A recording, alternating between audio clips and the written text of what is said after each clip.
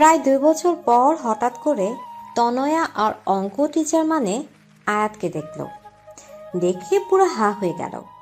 কখনো ভাবিনি কলেজে উঠে প্রথম দিন প্রথম ক্লাসে এভাবে আয়াত স্যারকে দেখতে পাবে। তনয়া এবার ইন্টার প্রথম বর্ষে। আয়াতকে দেখার সাথে সাথে তনয়ার হাতটা নিজের বাম গালে চলে গেল।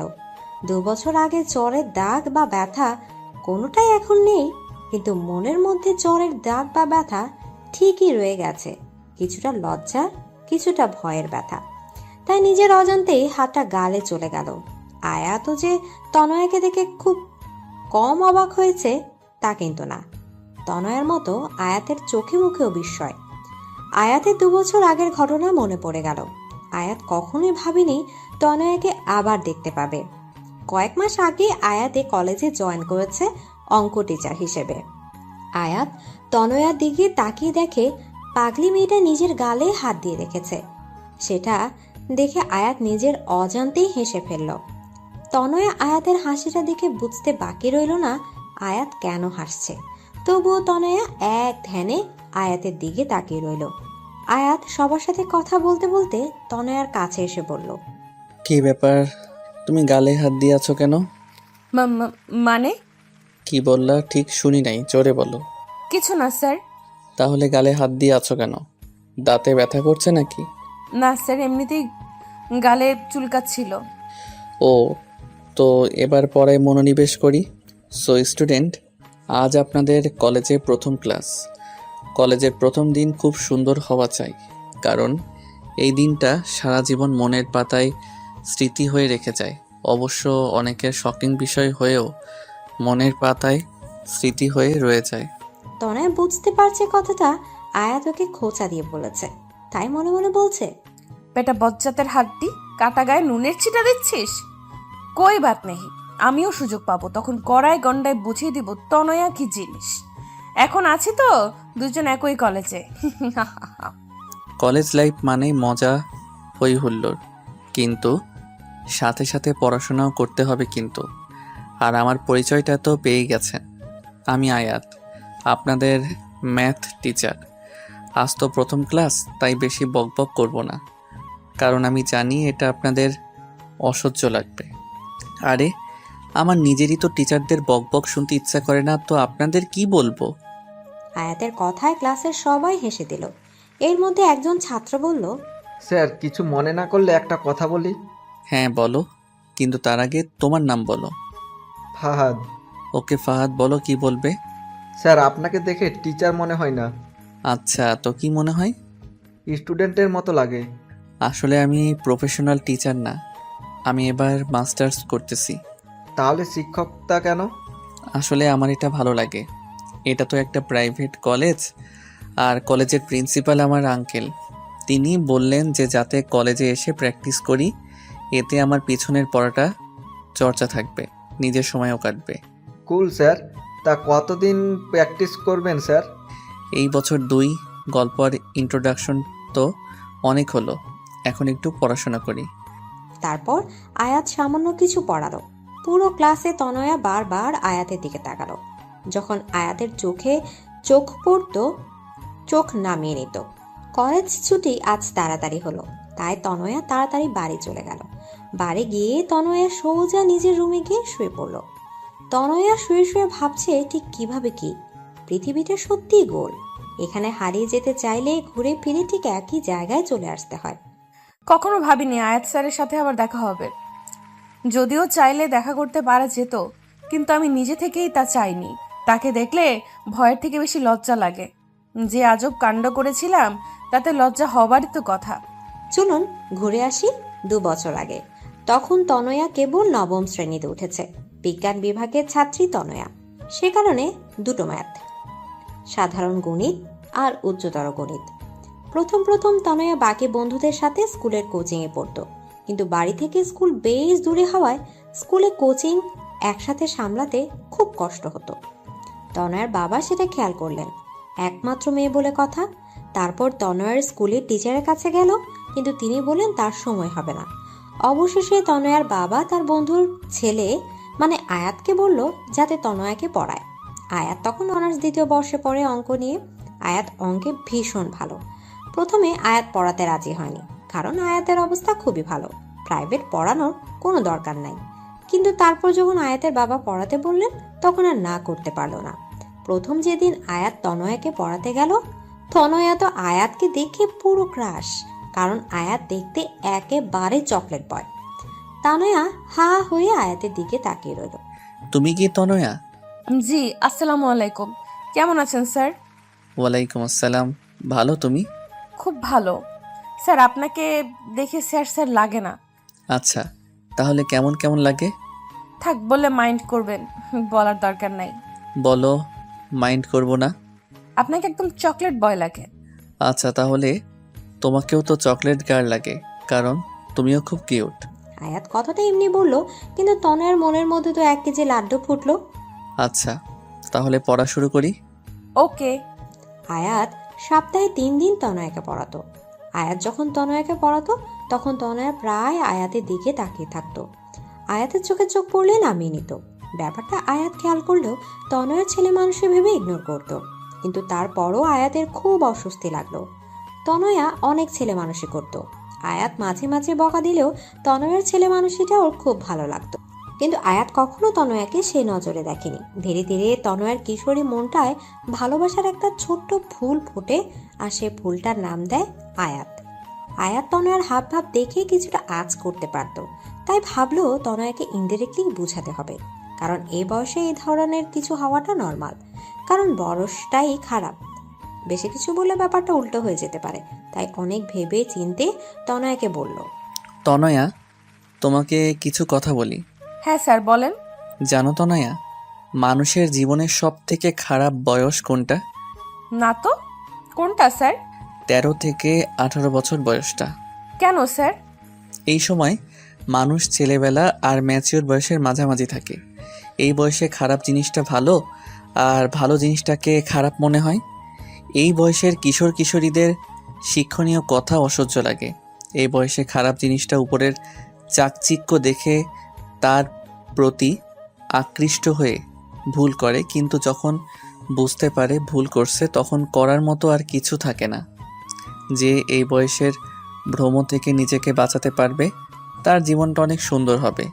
দেখো, এই বয়সে ভালো লাগা জিনিসটা মনের সাথে আষ্টে পৃষ্ঠে জড়িয়ে যায়। তখন বোঝা যায় না কোনটা ভালো লাগা আর কোনটা ভালোবাসা। ভালো লাগা আর ভালোবাসার মধ্যে আলাদা একটা পৃথিবী তৈরি হয়ে যায়। যেই পৃথিবীতে প্রথম প্রথম ফুলের সমারোহ থাকলেও কিছু দূর যেতেই দেখবে ফুলগুলো ঝরে গিয়ে সেখানে কাঁটার উৎপত্তি হয়েছে। আমি কি বলতে চাচ্ছি তুমি বুঝেছো? জি স্যার। কি বুঝলা?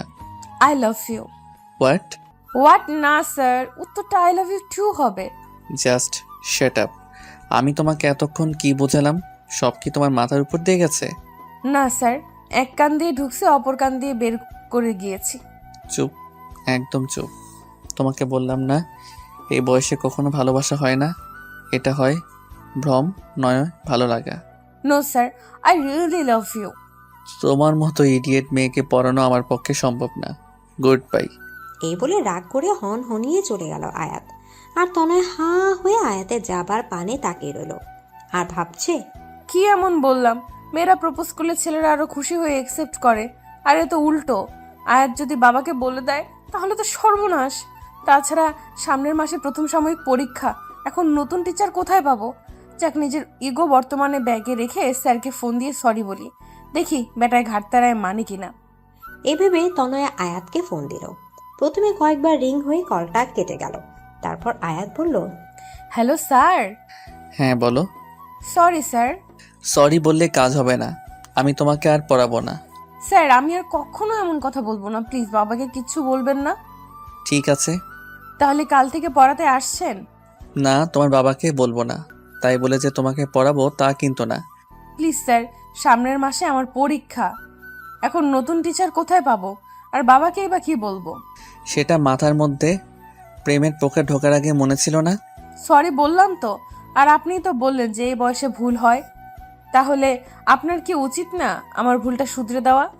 এই মেয়ে, তুমি তো দেখছি আমার কথায় আমাকে ফাঁসিয়ে দিলা। ঠিক আছে, কাল থেকে পড়াতে আসবো, তবে একটা শর্তে।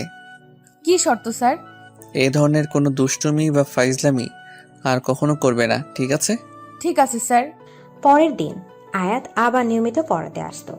তনয় এখন অনেক শান্ত হয়ে গেছে, সে আগের মতো দুষ্টুমি করে না। আয়াত প্রথম প্রথম তাতে খুব খুশি হয়েছিল, কিন্তু ধীরে ধীরে আয়াত ও তনয়ার সেই দুষ্টুমিগুলো মিস করতে লাগলো। কিন্তু সব বুঝতে পেরেও আয়াত তনয়াকে কিছুই বলতো না, ভাবতো সামনে ওর পরীক্ষা, এই মুহূর্তে কিছু বলা মানে ওর ঘাটাকে উস্কে দেয়া, তাই চুপচাপ রইল। তারপর তনয়ার পরীক্ষা শেষ হলো, খুব ভালোভাবে পরীক্ষাগুলো হয়ে গেল। পরীক্ষার পর তনয়া আবার আগের মতো দুষ্টামি করা শুরু করলো, কিন্তু আয়াতকে এখন খুব কম জ্বালায়। একদিন তনয়া ওর কিছু বান্ধবীদের সাথে ঘুরতে পার্কে গেল। সেখানে গিয়ে দেখে আয়াত একটা মেয়ের সাথে বসে কথা বলছে, খুব হাসাহাসি করছে। তনয়া সেটা দেখে রাগে ফুটছিল, ওর বান্ধবীদেরকে বলল সামনে যেতে। তারপর সোজা গিয়ে আয়াতের সামনে দাঁড়ালো, রাগী চোখে আয়াতের দিকে তাকিয়ে আছে। আয়াত তনয়াকে দেখে বলল, আরে তনয়া, তুমি এখানে? উনি কে? আমার বন্ধু লিমা। বন্ধু নাকি অন্য কিছু? তা দিয়ে তোমার কি দরকার? তনয়া কোনো কথা না বলেই আয়াতের গালে একটা কিস করে বসলো। কারণ আই স্টিল লাভ ইউ। উপস্থিত ঘটনায় আয়াত আর লিমা হতভম্ব হয়ে গেল। আয়াতেরও ভীষণ রাগ উঠে গেল। তারপর একটা শব্দ হলো ঠাস। হাত তনয়া নিজের গালে হাত দিয়ে আছে। এই মেয়ে, তোমাকে কথা বললে বোঝো না নাকি? তোমাকে এত বোঝানোর পরও বোঝো না? আর শোনো, তোমাকে আমি ভালোবাসি না, কারণ আমি লিমাকে ভালোবাসি। আর হ্যাঁ, ও আমার বন্ধু না, গার্লফ্রেন্ড। আর কখনো তোমাকে পড়াবো না। যাও, বাড়ি যাও। ধমক দিয়ে পাঠিয়ে দিল।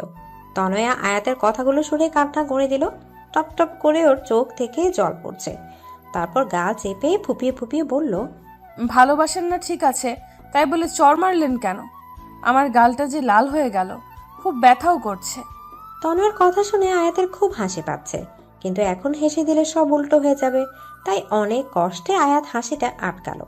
তনয়া কাঁদতে কাঁদতে চলে গেল, আর আয়াত ওর যাবার পানে কতক্ষণ তাকিয়ে থেকে বাড়ি ফিরে গেল। তনয়ার ফর্সা গা জলের কারণে লাল হয়ে গিয়েছে। রাতের বেলা তনয়া ওর বাবার সাথে বসে টিভি দেখছিল, তখনই ওর বাবার ফোনে ফোন আসলো। ওর বাবা তখন বলল আয়াত ফোন করেছে। ভয়ে তো তনয়ার হাত পা ঠান্ডা হয়ে যাবার উপক্রম, না জানে কি না কি বলে তার বাবাকে। তনয়ার বাবা ফোনে কথা শেষ হয়ে বললেন, আয়াত নাকি আর তনয়াকে পড়াতে পারবে না। কেন? আয়াতের নাকি কিছুদিন পর পরীক্ষা, প্রাইভেট পড়ালে নাকি ওর নিজের পড়ায় অসুবিধা হয়, তাই। তাহলে তনয়াকে কেন পড়াবে? আয়াত নতুন টিচার ঠিক করে দিয়েছে, কলেজের টিচার, বয়স্ক একজন টিচার। বেটা বজ্জাত, আমাকে এখন বয়স্ক টিচারের হাতে দেওয়া হচ্ছে? তোকে আমি দেখে নিব, কবে তা নিশ্চিত বলতে পারি না, তবে হতে পারে 5-10 বছর পর, কিন্তু দেখে অবশ্যই নিব। তারপর আর আয়াতের সাথে তনয়া দেখা হয়নি।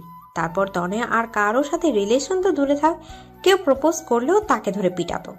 তনয়া এসএসসি পরীক্ষায় জিপিএ 5 পেল। তারপর কিছুদিন আগে এই কলেজে ভর্তি হলো, কিন্তু কপাল দুঃখে বলেন আর সুখে বলেন, প্রায় 2 বছর পর তনয়া আর আয়াতের আবার দেখা হলো। ও হ্যালো বন্ধুগণ, কল্পনা শেষ, এবার বর্তমানে ফিরে আসেন। পরের দিন তনয়া আবার কলেজে গেল। আজকে আয়াতের ক্লাস টাইমে তনয়া গিয়ে ক্লাসের পেছনের দিকটায় বসলো, আর এমন ভাবে বসলো যাতে আয়াতের বারবার দেখতে না হয়। মানে ওর সামনের বেঞ্চে লম্বা একটা ছেলে ছিল। আয়াত এসে বার ক্লাসের দিকে এদিক ওদিক চোখ বোলাচ্ছিল। তারপর দেখলো তনয়া ক্লাসের পেছনের দিকে নিচের দিকে তাকে চুপচাপ বসে খাতায় আঁকিবুকি করছে। আয়াত তনয়ার বেঞ্চের পাশে গিয়ে একটি কাশি দিল। আয়াত থেকে তনয়া তাড়াহুড়ো করে দাঁড়ালো আর হাতটা সোজা বাম গালে রাখলো। তনয়ের এই অবস্থা থেকে আয়াতের খুব হাসি পেল, কিন্তু হাসিটা চেপে রেখে বলল, কি ব্যাপার তনয়া? আমি ওখানে পড়াচ্ছি আর তুমি এখানে খাতায় কি আঁকছো? খাতাটা হাতে নিয়ে তনয়া পেট মোটা একটা কার্টুন এঁকেছে দেখে। What is this Tanaya? Sorry sir. Shut up! আমি বলছি ক্লাস টাইমে পড়ায় মনোযোগ না দিয়ে তুমি এসব কি আঁকছো? Sorry sir. It's okay, but not again. I remember sir. That's good.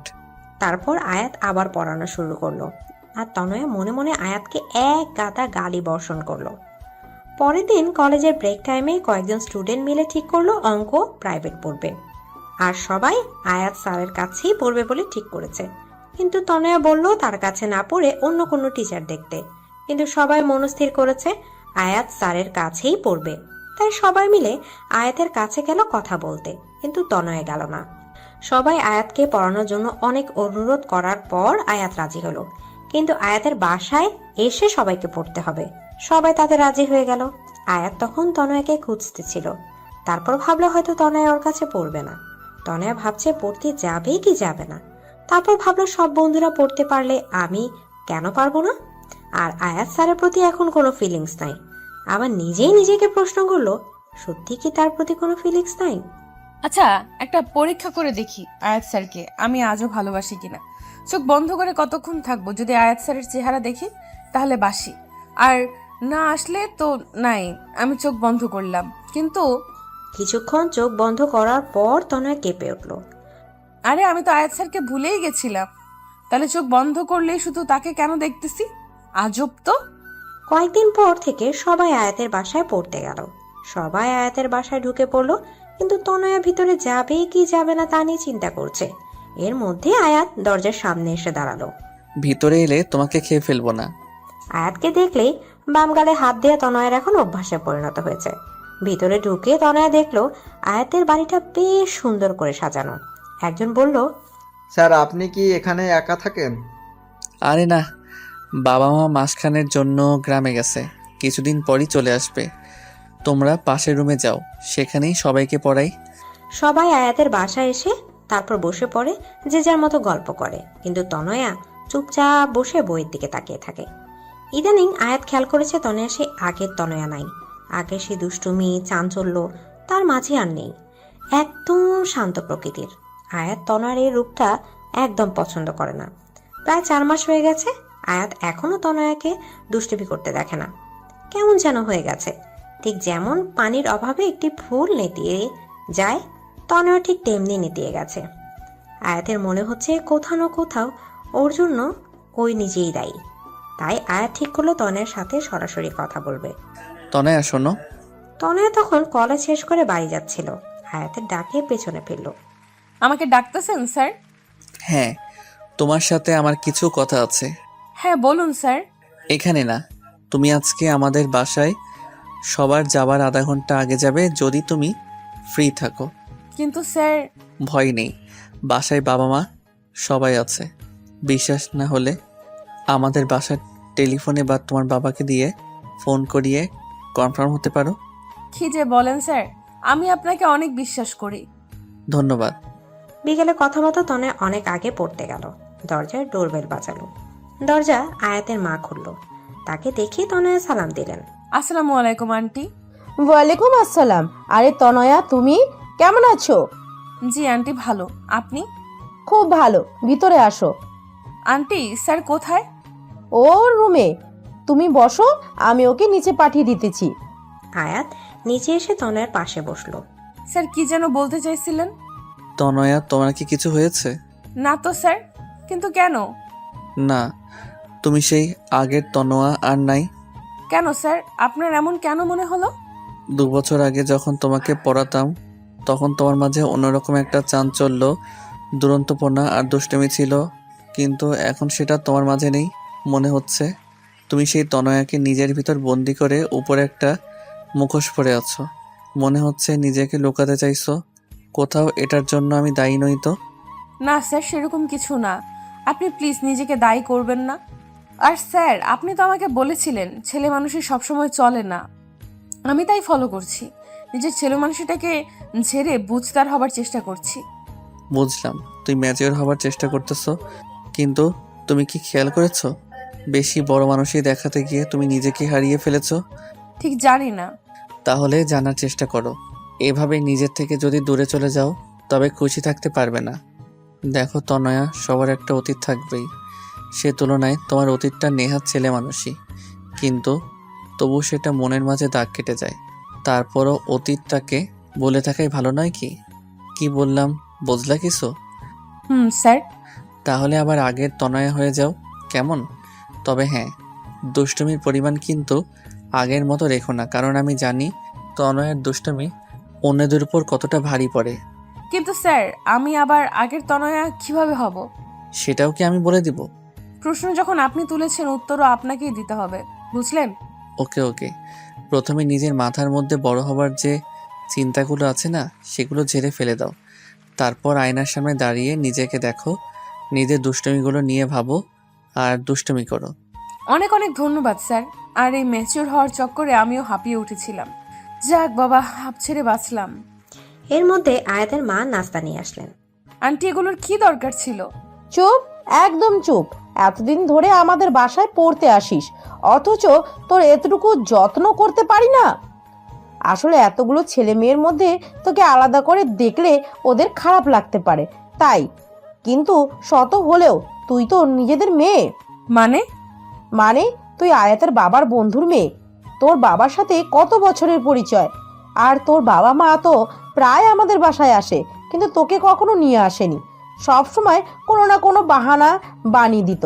নে, এবার চুপচাপ খা দাও। তনয়া দেখলো 2 বাটি আইসক্রিম, বাকিগুলো রেখে সেটাই নিল। আয়াত আইসক্রিমের অন্য বাটিটা নিতে যাবে, এর মধ্যে তনয়া বলল, একদম হাত দিবেন না। কেন? ওখানে বাকি যে খাবার রাখা আছে সেটা খান। আমার আইসক্রিমের দিকে একদম নজর দিবেন না। আন্টি ওটা আমাকে দিয়েছে। 2 বাটি সব একা খাবে? হ্যাঁ তো, 10 বাটি আইসক্রিমও আমার কিচ্ছু হবে না। যান আন্টির কাছে গিয়ে চেয়ে খান। হায়াত মুচকে এসে দেখলো পাগলি মেয়েটা বাচ্চাদের মতো আইসক্রিম খাচ্ছে, কিন্তু চোখ বন্ধ করে। তার মানে দুষ্টুমির শুরুটা আমাকে দিয়ে করলে? তারপর পড়াশোনা শেষ করে তনয়া বাড়ি গিয়ে আয়নার সামনে দাঁড়িয়ে বলল, কোন অতীতটা ভুলবো? পাশের বাসার টিয়াকে যে চুলকানির ওষুধ লাগিয়ে নাচিয়েছিলাম, নাকি ক্লাসের স্যারের বেঞ্চের নিচে চুইংগাম রেখে দিয়েছিলাম, নাকি পাশের বাসার আন্টির গাছের ফুল চুরির বিষয়টা? আরো অনেক আছে। ভাল লাগে না। কাল আবার স্যারকে জিজ্ঞেস করতে হবে। পরের দিন আবার আয়াতদের বাসায় গেল, কিন্তু আজ এখনো কেউ পড়তে আসেনি কেন? ডোরবেল বাজালে আয়াত দরজা খুলল। তুমি আজ পড়তে আসলা কেন? কেন স্যার? আরে আমি তো তিন্নিকে ফোন করে বলেছি আজকে পড়াবো না, সবাইকে জানিয়ে দিতে। ও, তাহলে মনে হয় আমাকে জানাতে ভুলে গেছে। কেন পড়াবেন না? আসলে মায়ের শরীরটা একটু খারাপ, তাই। ও, তা আমি কি আন্টিকে দেখতে পারি? হ্যাঁ অবশ্যই, ভিতরে আসো। তনয় ভেতরে গিয়ে আয়াতের মায়ের সাথে দেখা করে, তার অবস্থার কথা জানতে চাইলো। তারপর আয়াতকে বলল, স্যার একটু কনফিউশন ছিল। হ্যাঁ বলো। শোনেন আন্টি, স্যার আমাকে কিছু অতীত ভুলে যেতে বলেছে, কিন্তু আমি ঠিক ভেবে পাচ্ছি না কোনটা ভুলবো আর কোনটা মনে রাখবো। তা অতীতগুলো কি আমাদের বলা যাবে? কেন বলা যাবে না? অবশ্যই। তারপর তনয় শুরু করলো তার সকল দুষ্টামির কাহিনী। শুরু করেছে তো করেছে, শেষ হবার নামই নেই। আর এদিকে আয়াত আর ওর মা তনয়ের দুষ্টামির কথা শুনে হাসতে হাসতে অবস্থা 12টা। তনয়া, এইসব কাজ তুমি করছো? হ্যাঁ আন্টি, আরো আছে, কিন্তু ঠিক মনে পড়ছে না।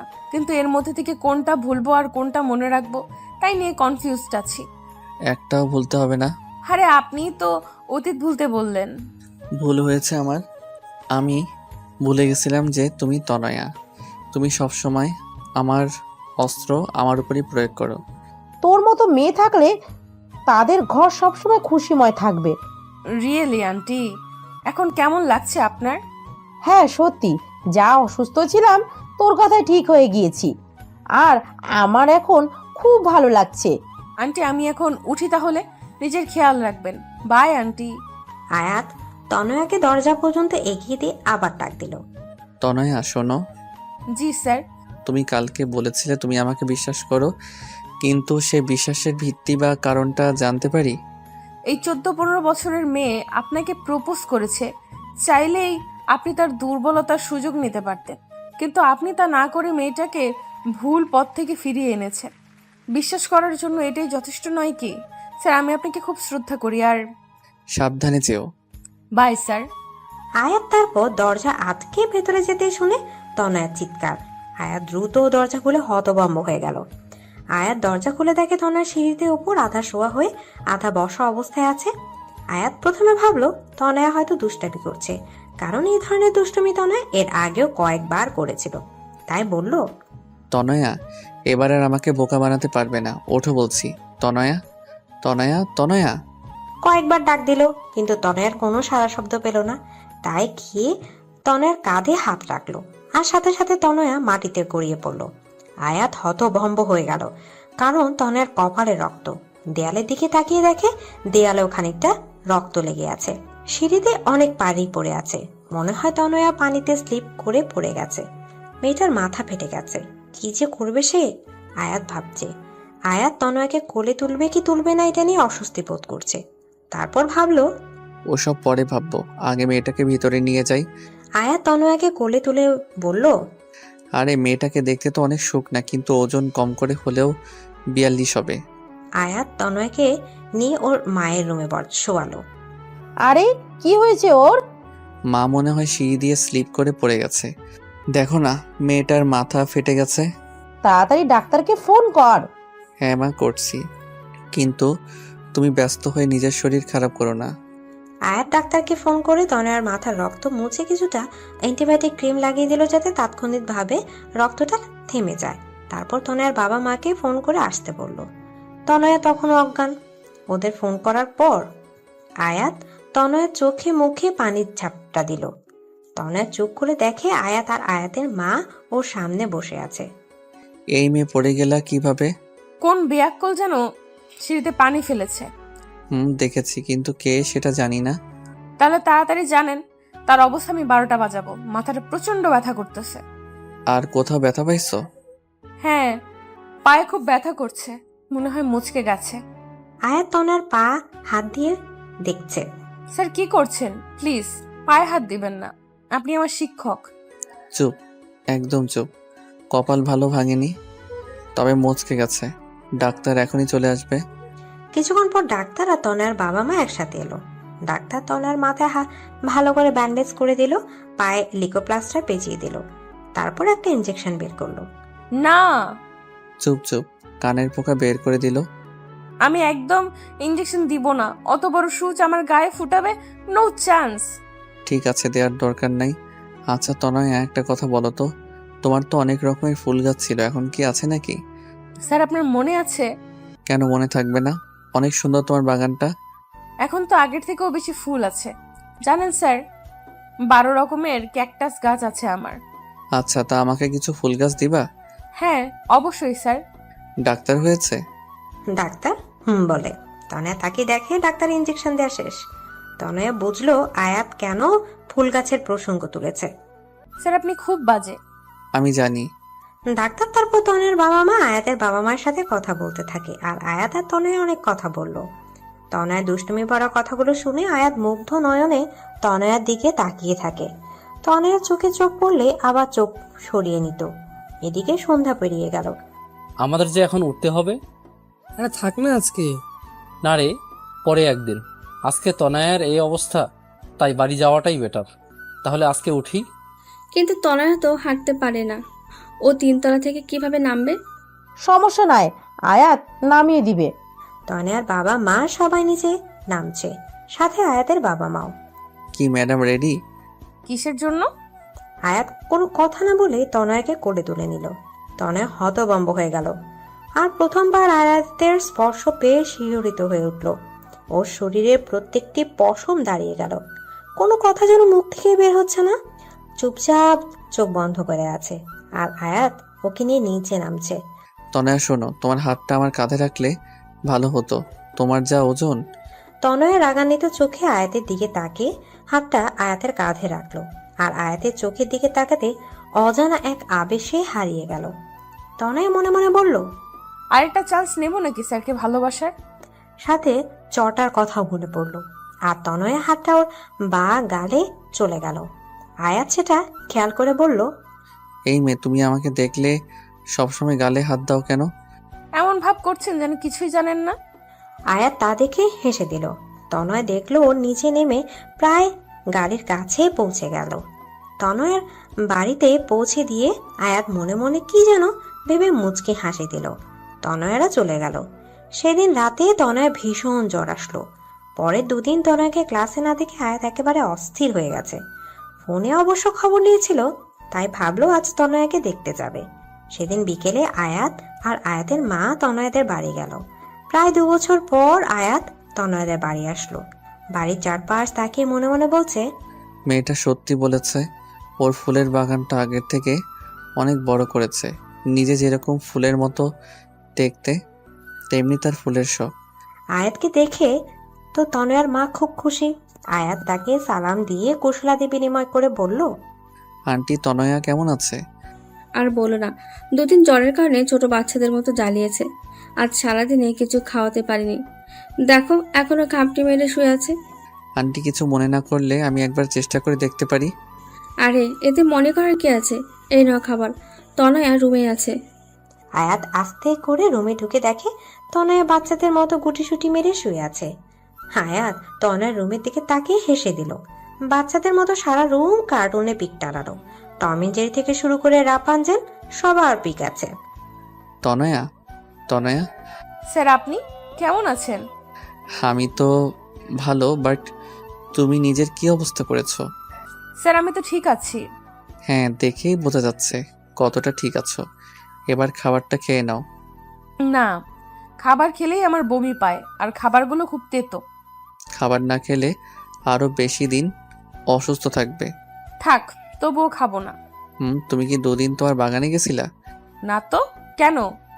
আন্টি বলল তোমার অনেকগুলো গাছ চুরি হয়ে গেছে। কি? তাই তো বলি, খেয়ে তাড়াতাড়ি সুস্থ হয়ে গাছের খেয়াল রাখো। দিন তাড়াতাড়ি খাই, আমার গাছ। বলে মুখ ভার করে খাচ্ছে। আয়াত সেটা দেখে মুখ টিপে টিপে হাসছে। তনয়া আয়াতের মায়ের সাথে অনেকক্ষণ গল্প করলো। কিছুক্ষণ পর তারা চলে গেলেন। তনয়া সুস্থ হতে প্রায় 10 দিন সময় লাগলো। এই 10 দিন আয়াত ক্লাসে তেমন কোনো মনোযোগ দিতে পারলো না। তনয়াকে খুব মিস করছে, কিন্তু কেন সেটা সে নিজেও ভেবে পাচ্ছিল না। তনয়া এখন নিয়মিত কলেজে আসে।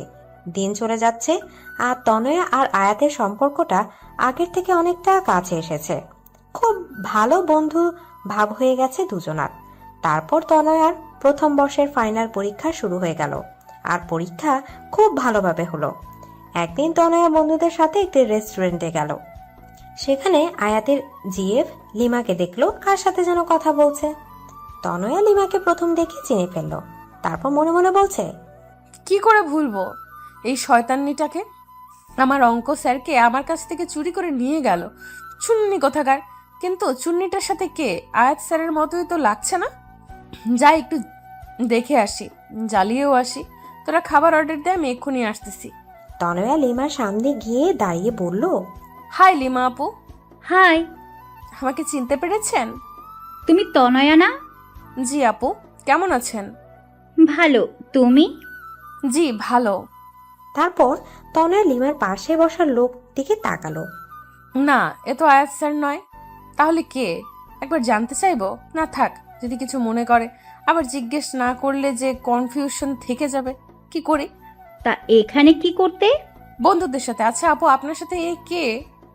ইনি আমার। কথাটা বলতে যাবে এর মধ্যে লিমাকে কে যেন ফোন দিল। লিমা ফোনটা রিসিভ করেই বলল, হ্যাঁ আয়াত বল। আর কথা বলতে বলতে একটু দূরে চলে গেল। তনয়া বুঝলো ফোনটা আয়াত করেছে, তাই কিছু না বলে মন খারাপ করে বন্ধুদের কাছে এসে বসলো। মা ফোন করেছিল, এখনই বাসায় যেতে বললো। তোরা আড্ডা দে, আমি পরে একদিন তোদের সাথে আড্ডা দিব। রেস্টুরেন্ট থেকে বের হয়ে রিক্সা না নিয়ে সোজা হাঁটা ধরলো। আজ কেন যেন তনুর খুব কষ্ট হচ্ছে। মনে হচ্ছে বুকটা ফেটে যাবে। ভীষণ কান্না পাচ্ছে। কেন আমি আয়াত স্যারকে ভালোবাসলাম, আর কেনই বা এত কষ্ট হচ্ছে? এদিকে লিমার ফোনে কথা বলা শেষ হলে তনয়াকে খুঁজতে খুঁজতে ওর বন্ধুদের কাছে গিয়ে তনয়ার কথা জানতে চাইলো। তারপর ওকে না পেয়ে নেহার কাছ থেকে তনয়ার ফোন নাম্বার নেয় এবং লিমারটা নেহার কাছে দিয়ে আসে আর বলে অবশ্যই যেন ফোন করে। এদিকে তনয়া হাঁটতে হাঁটতে প্রায় বাড়ির কাছে চলে আসে। ওদের বাড়ি থেকে কিছু দূরে ছোট্ট একটা পার্ক, আর সেই পার্কে যেখানে দাঁড়িয়ে আয়াতকে চড় মেরেছিল। এখানে বিকেলে অনেক ব্যায়াম করে, কেউ গল্প গুজব করে। তনয়া পার্কে ঢুকে নদীর ধারে একটি বেঞ্চে বসলো। কেন যেন খুব কান্না পাচ্ছে, আর মনে মনে নিজে নিজে বলছে, স্যারের কাছে আমার ভালোবাসাটা নেহা ছেলে মানুষই ছাড়া আর কিছুই না। কিন্তু আমার কাছে কেন সেটা মনে হয় না? আমার ছেলে মানুষই মনের মধ্যে যে ছোট্ট একটা ভালোবাসার মতো হৃদয় আছে, সেটা কি স্যার দেখতে পায় না, নাকি বুঝতে পারে না? পারবেই বা কি করে? স্যার তো আমায় না, লিমাকে ভালোবাসে। এদিকে তনয়ার ফোনটা বেজেই চলেছে। ফোনে অচেনা নাম্বার দেখে রিসিভ করলো না, কিন্তু বারবার রিং হচ্ছে বলে তাই একবার রিসিভ করলো। এপাশ থেকে বলল, হ্যালো তনয়া, আমি লিমা। বলুন আপু। তনয়া তুমি কোথায়? পার্কে বসে আছি। কোন পার্কে? যে পার্কে বসে আপনার বয়ফ্রেন্ড আমাকে চড় মেরেছিল। ওখানেই বসো, আমি 10 মিনিটের মধ্যে আসছি। তনয় কিছু বলার আগে ফোনটা কেটে গেল। কিছুক্ষণের মধ্যেই লিমা চলে আসলো। হ্যাঁ আপু বলেন, কি বলবেন? তুমি কিছু না বলে চলে আসলা কেন? এমনিতেই ভালো লাগতেছিল না আপু। ভালো লাগতেছিল না নাকি আয়াত আমাকে ফোন করেছিল তাই? তেমন কিছু না। সুইটহার্ট, তোমার বয়সটা আমিও পেরিয়ে এসেছি, সো আমার কাছে লুকিয়ে লাভ নাই ডিয়ার। আচ্ছা, তুমি তখন জানতে চাইলে না আমার পাশের লোকটিকে? He is my husband. তাহলে আয়াত স্যার যে সেদিন বলল? ওটা আয়াত সেদিন তোমাকে শোনানোর জন্য বলেছিল, যাতে তুমি পাগলামি না করো। তাহলে তার সাথে আপনার কি সম্পর্ক? আয়াত আমার খালাতো ভাই। আমরা দুজন একই বয়সী, এক ক্লাসে পড়ি, যার কারণে আমরা খুব ভালো বন্ধু। শুধু বন্ধু, অন্য কিছু না, বুঝলা পাগলি মেয়ে? তাহলে আয়াত স্যার সেদিন মিথ্যা কথা কেন বলল? সেটা ঠিক। সেদিন তুমি যাবার পর আমি আয়াতকে একই প্রশ্ন করেছিলাম, আর ও বলেছিল ওর একটা অনেক বড় সমস্যা আছে, যার কারণে চাইলেও ও তোমার সাথে রিলেশনে জড়াতে পারবে না। কিন্তু একটা বিষয় কি জানো, যখনই আয়াতের সাথে কথা বলি, আয়াত যদি 10টা কথা বলে, তার 9টা কথায় তোমাকে নিয়ে বলে। তনয়া, এরকম ওরকম সেরকম আরো কত কথা। মনে হয় যেন তুমিও নিঃশ্বাসের সাথে মিশে গেছো। তাহলে আমাকে বলে না কেন? সেদিন আমি আয়াতকে বললাম যে আয়াত, তোর প্রত্যেকটা কথাই আমি তনয়ার জন্য গভীর ভালোবাসা অনুভব করি, আর যতদূর জানি তনয়াও তোকে পাগলের মতো ভালোবাসে। তাহলে তুই মেয়েটাকে বলে দে, মেয়েটাকে আর কষ্ট দিস না। আয়াত তখন কি বলল জানো? আয়াত বলল, সেটা সম্ভব না রে লিমু, তাহলে সব সম্পর্কগুলো অগোছালো হয়ে যাবে। আমি একটা সম্পর্কের জন্য অন্যগুলো ভাঙতে পারবো না। হ্যাঁ, আমি তনয়াকে। তারপর আর কিছু বলেনি। আমার জন্য কেন অন্য সম্পর্ক ভেঙে যাবে? আমি কি এতটা খারাপ? আর তার কি এমন সমস্যা যার কারণে আমার সাথে এমন করছে? সেটা আমি জানি না রে, অনেক জানার চেষ্টা করেছি, কিন্তু সববারই ব্যর্থ হয়েছি। এখন তুমি চেষ্টা করে দেখতে পারো। তনয়া অঝরে কাঁদছে। এই পাগলি মেয়ে, প্লিজ কেঁদো না। দেখো, আমি তোমাকে এই কথাগুলো আগেই বলতে পারতাম, কিন্তু তুমি তখন খুব ছোট ছিলা। আর তারপর আমার বিয়ে হয়ে যায়। বিয়ের পর আমি চট্টগ্রাম ছিলাম, তখন চেয়েও তোমার সাথে যোগাযোগ করতে পারিনি। সরি আপু।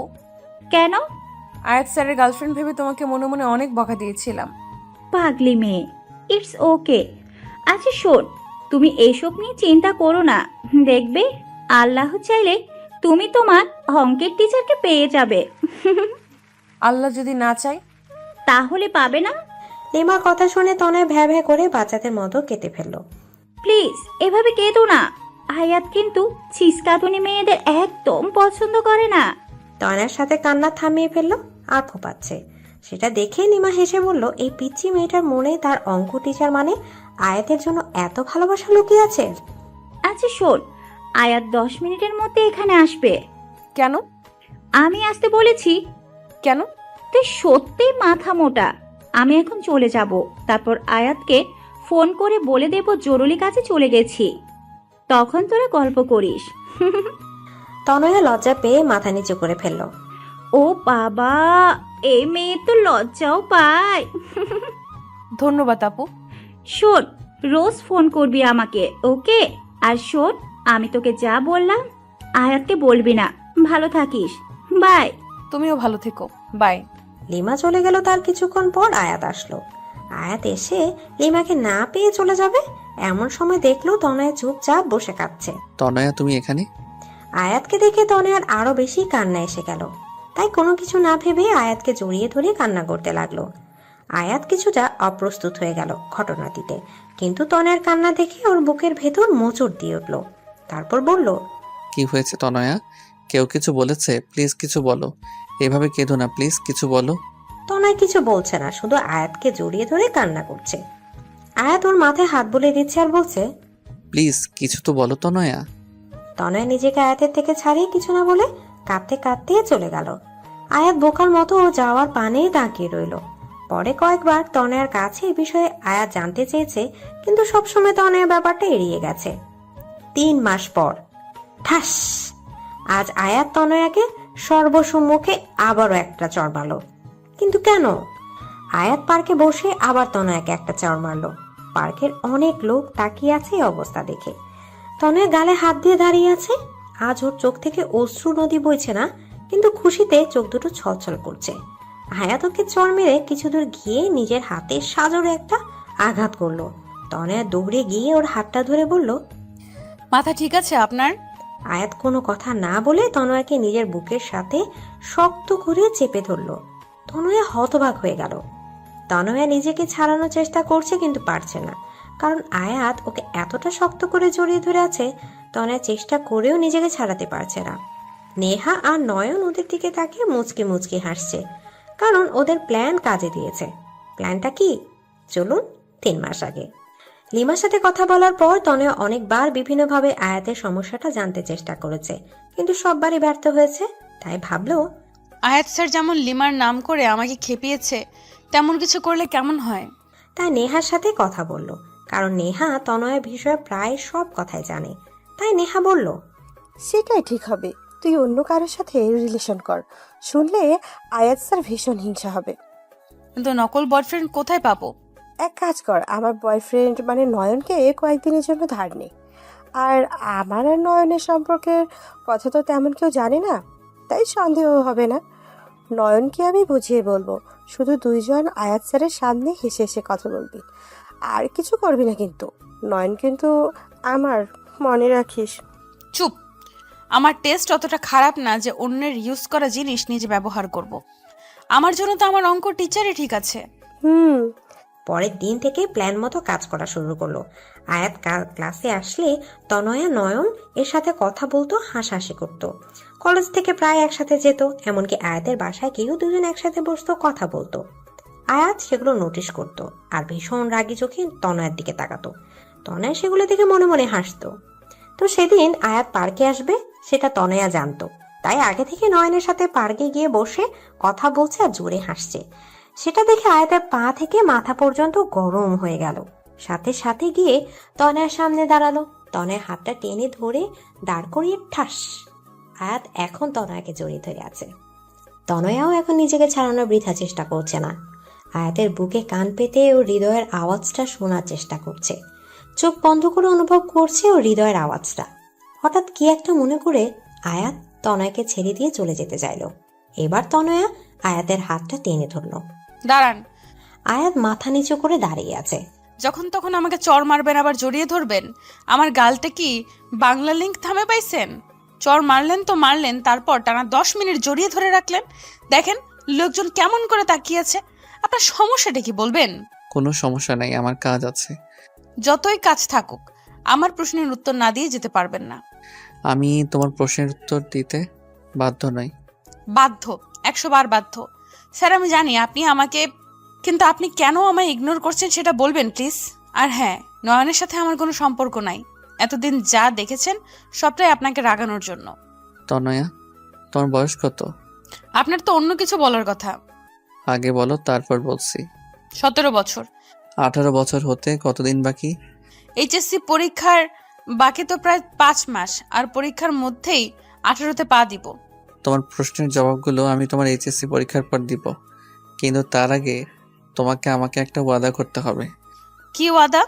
তোমাকে পরীক্ষায় ভালো রেজাল্ট করতে হবে। যদি তা না করো তাহলে আর আমার সাথে কথা বলার চেষ্টাও করবে না। ওকে, ডান। তনয়া পরের দিন থেকে কলেজে যেত। আয়াত ক্লাস করাতো, কিন্তু তনয়ার দিকে তাকাতো না পর্যন্ত। তনয়ার মনে মনে খুব অভিমান হতো আয়াতের উপর। এমনকি আয়াতের বাসায় পড়তে গেলেও আয়াত চুপচাপ পড়াতো, কিন্তু সহজে তনয়ার দিকে তাকাতো না। আয়াতের এমন আচরণে তনয়ার খুব কষ্ট লাগতো।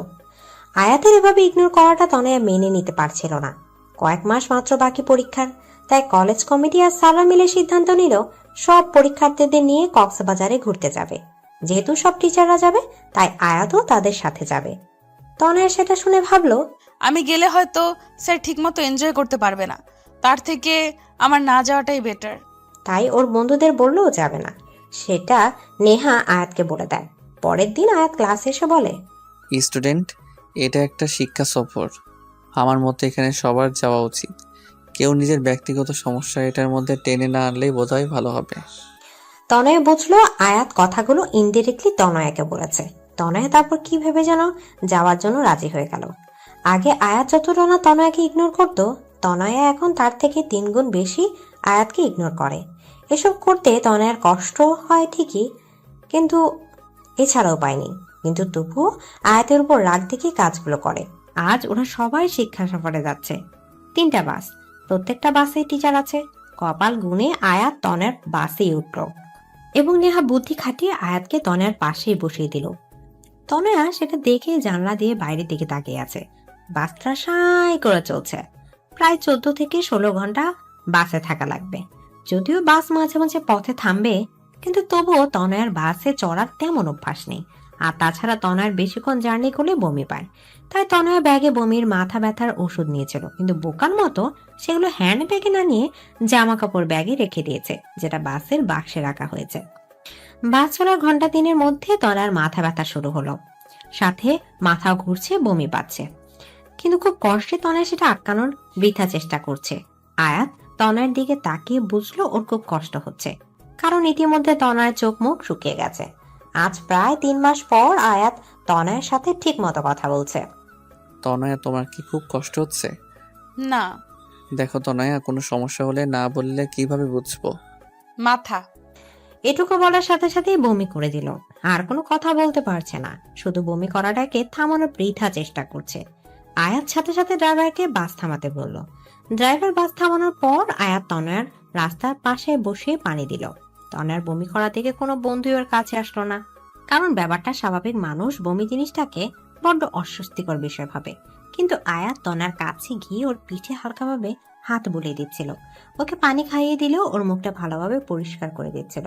তনয়া অপলক দৃষ্টিতে আয়াতের দিকে তাকিয়ে ভাবছে, লোকটার প্রত্যেকটা কাজে আমার প্রতি ভালোবাসার অনুভূতি পাই, কিন্তু কেন আমাকে নিজের থেকে এত দূরে রাখে? কি তার সেই সমস্যা? তারপর তনয়াকে ওষুধ খাইয়ে সবাই আবার বাসে ওঠে। বমি করার পর তনয় অনেকটা ক্লান্ত হয়ে পড়ে, যার কারণে তনয় কিছু দূর যেতেই ঘুমিয়ে পড়ে। বাসে প্রায় সবাই অনেক হইহুল্লোড় করার কারণে ক্লান্ত হয়ে ঘুমাচ্ছে। আয়াত দেখলেও তনয়ার মাথাটা বারবার নিচের দিকে পড়ে যাচ্ছিল, যেমন ঘুমের মাঝে মানুষের হয়।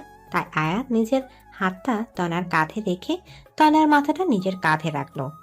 আয়াত অপলক দৃষ্টিতে তনয়ার দিকে তাকিয়ে আছে আর ভাবছে, ইস, যদি সারা জীবনের মতো তোমাকে এভাবে রাখতে পারতাম। কিন্তু হয়তো আমার ভাগ্যে তোমাকে পাওয়াটা নাই।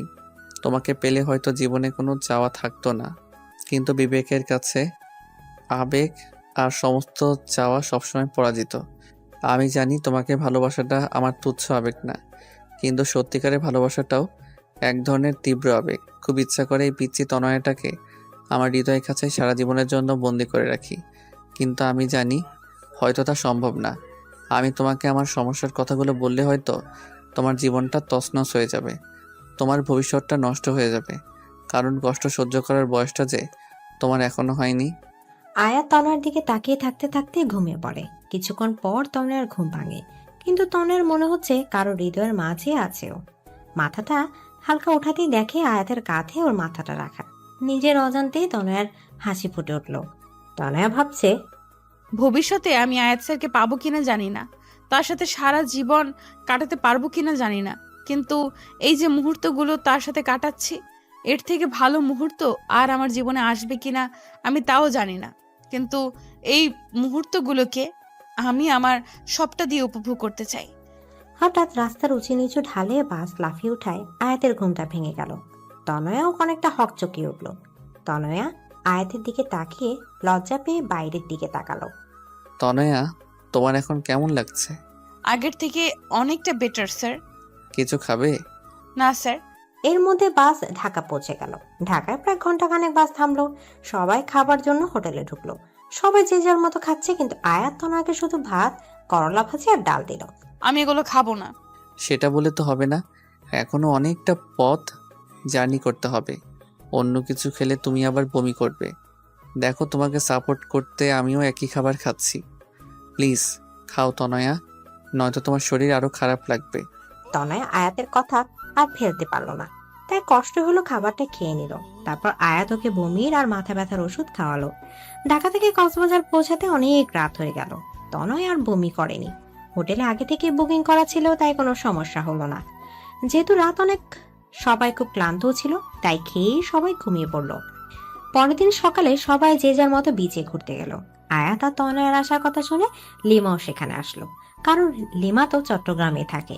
লিমাকে আয়াত তনয়ের সাথে হওয়ার কথাটা খুলে বলল। কিন্তু আয়াত, তুই কি সত্যি ওকে ভালোবাসিস না? না। এই মিথ্যাটা না তুই অন্য কারোর কাছে বলিস, একেবারে ফ্লপ মার্কা অ্যাক্টিং।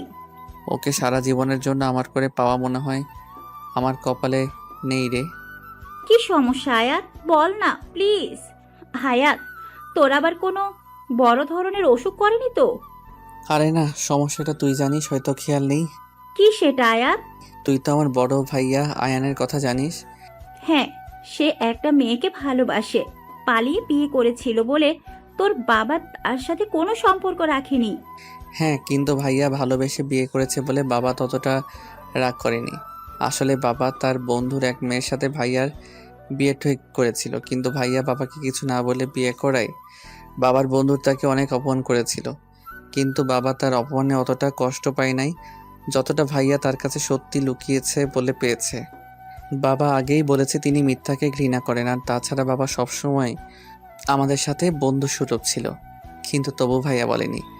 তারপর থেকে বাবা ভাইয়ার সাথে কোনো সম্পর্ক রাখিনি। আমি অনেকবার চেষ্টা করেছি বাবাকে বোঝানোর, কিন্তু তিনি আমার কোনো কথাই শোনেননি। আসলে মানুষ একবার তীব্র কষ্ট পেলে তার মনটা পাথরের মতো হয়ে যায়, তখন শত আবেগ অনুভূতি তার মনকে ছুঁতে পারে না। বাবার ক্ষেত্রেও তাই হয়েছে। কিন্তু আয়াত, তোর ভাইয়ের ভালোবাসার সাথে তোর ভালোবাসার কি সম্পর্ক? হ্যাঁ, সেটাই বলছি। আচ্ছা লিমা, তুই কি জানিস তনয় আমাকে ঠিক কতদিন ধরে ভালোবাসে? হ্যাঁ, প্রায় 4 বছর। না, 3 বছর 8 মাস ধরে আমি তনয়ের চোখে আমার জন্য ভালোবাসা দেখেছি। কিন্তু জানিস আমি তনয়াকে ঠিক কতদিন ধরে ভালোবাসি? ঠিক কতদিন বলতে পারবো না, তবে তনয়া থেকে কম দিন। 4 বছর 13 দিন। তুই তনয়াকে আগে থেকে চিনতিস? হ্যাঁ, তনয়াকে আমি প্রথম দেখি আমার এক বন্ধু রবির বাসায়। আর প্রথম দেখায় তনয়ের উপর কেমন যেন একটা অনুভূতি কাজ করা শুরু করে দিয়েছিল। রবির ছোট বোনের জন্মদিন এসেছিল তনয়া, কারণ তনয়া রবির বোনের বান্ধবী। জানিস রবির ছোট বোন কে? কে? তনয়ের সবচেয়ে কাছের বান্ধবী নেহা। তারপর নেহার থেকে তনয়ের সম্বন্ধে সবকিছু জানি। সব জেনে দেখলাম তনয় আমার থেকে প্রায় 6 বছরের ছোট, আর এত ছোট বয়সী মেয়ের সাথে রিলেশন করাটা নেহাত বোকামি। আর তাছাড়া তনয়া তখন রিলেশনে জড়ালে ওর পড়ালেখায় ক্ষতি হতো, ওর ভবিষ্যৎ অন্ধকারের দিকে যেত। যাকে এতটা ভালোবেসে ফেলেছি তার ভবিষ্যৎ কিভাবে নষ্ট করি বলো? আর তাছাড়া দুটো মানুষ যখন রিলেশনে থাকে তখন একে অপরের মাঝে কিছুদিন পর শয়তানের তাড়নায় একটা আলাদা অনুভূতি তৈরি হয়। চুম্বকের বিপরীত মেরু যেমন একে অপরকে আকর্ষণ করে, ঠিক তেমনি প্রেমিক প্রেমিকের মধ্যেও এ আকর্ষণ কাজ করে। আর তখন তারা না চাইতেও নোংরামিতে জড়িয়ে পড়ে। আমি তো ছেলে, নোংরামি করে পার পেয়ে যেতাম, কিন্তু আমার তনয়া তো ছোট, ও হয়তো সমাজের প্যাচ বুঝতে না পেরে নিজের ক্ষতি করে বসতো। তাই সবসময় তনয়ের থেকে দূরে দূরে থেকে ওকে ভালোবেসেছি। কিন্তু উপরওয়ালা বোধহয় আমাদের নিয়ে খেলতে ভালোবাসে। আমি তনয়াকে পড়ানোর কথা শুনেই না করে দিলাম, কিন্তু বাবার কথা ফেলতে পারলাম না। কিন্তু তারপর তনয়াকে প্রথমবার পার্কে এই কারণে চড় মেরেছিলাম যে তনয়া যেন ভুল পথে পা না বাড়ায়। আমি হয়তো তনয়াকে পড়াতাম না, তাই অন্য কোনো ছেলে যাতে না পড়াই, তাই তনয়ের জন্য আমি টিচার ঠিক করে দিলাম। তনয়াকে স্কুলে কেউ প্রপোজ করার আগেই তাকে যেভাবেই হোক তনয়ের থেকে দূরে সরিয়ে দিতাম। তনয় হয়তো 2 বছরে আমাকে একবারও দেখেনি, কিন্তু 2 বছরের একটি দিনও আমি তনয়াকে না দেখে থাকিনি। তারপর হয়তো আমার ভাগ্যের জোরে তনয়া আমার কলেজেই ভর্তি হলো। জানিস তখন আমি কতটা খুশি ছিলাম যে রোজ তনয়াকে দেখতে পাবো। রোজ রোজ ক্লাসের সবাইকে পড়ানোর বাহানায় বারবার তনয়াকে চোরের মতো দেখতাম। কিন্তু তার কিছুদিন পরই ভাইয়া ওই ঘটনাটা ঘটালো। তারপর তনয়া যখন সিঁড়ি দিয়ে পড়ে গিয়ে ব্যথা পেয়েছিল, তখন ওর অবস্থা দেখে আমার প্রচণ্ড কষ্ট হতো। তনয়া সুস্থ হওয়ার পর কয়েক মাস খুব সুন্দর ছিল জানিস। তনয়ের সাথে খুব ভালো বন্ধুত্ব হয়ে গেছিল, কিন্তু সমস্যাটা হলো কয়েক মাস আগে। তারপর থেকে আমি তনয়াকে অ্যাভয়েড করে চলতে থাকি। কি হয়েছে কয়েক মাস আগে? কয়েক মাস আগে একদিন রাতে বাবা আমায় বলল, আয়াত, তোকে কিছু কথা বলবো, রাখবি? কেন রাখবো না বাবা, বলো কি বলবা। তোর ভাইয়া তো আমার কোনো কথা শুনেনি, আমার সম্মানের কথাও ভাবেনি, কিন্তু আমি তোকে সব থেকে বেশি ভরসা করি। তুই কি আমার বিশেষ রাখবি? আমি আমার বন্ধুর মেয়ের সাথে তোর বিয়ে ঠিক করে এসেছি।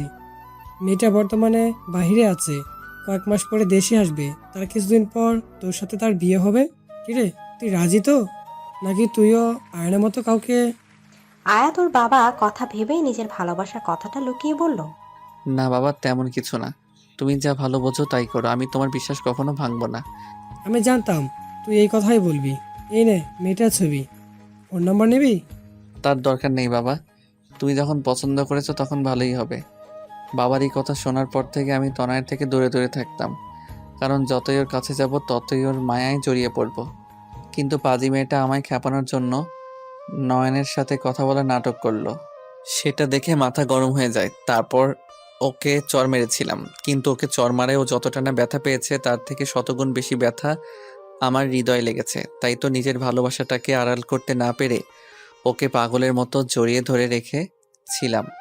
আমি যদি তনয়াকে সব কথা বলি, মেয়েটা পাগলের মতো হয়ে যাবে, লেখাপড়ার অবস্থা খুব খারাপ হয়ে যাবে। তাই তো ওকে বলেছি ওর পরীক্ষার পর ওকে সব সত্যিটা বলে দেব।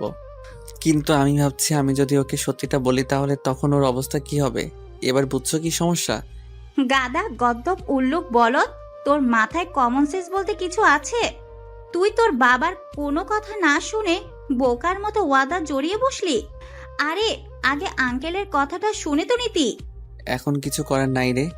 হ্যাঁ, তা থাকবে কেমনে? করার পর তো তুই বন্ধ করে দিছস। আচ্ছা, মেয়েটার ছবি আছে এখন তোর কাছে? হ্যাঁ, আমার মোবাইলে মনে হয় আছে। দেখি। আয়াত মোবাইলটা বের করে অনেকক্ষণ খুঁজে ছবিটা লিমাকে দেখালো। এই চুন্নি, আরে তনয়া তো এর থেকে 1000 গুণ বেশি সুন্দর।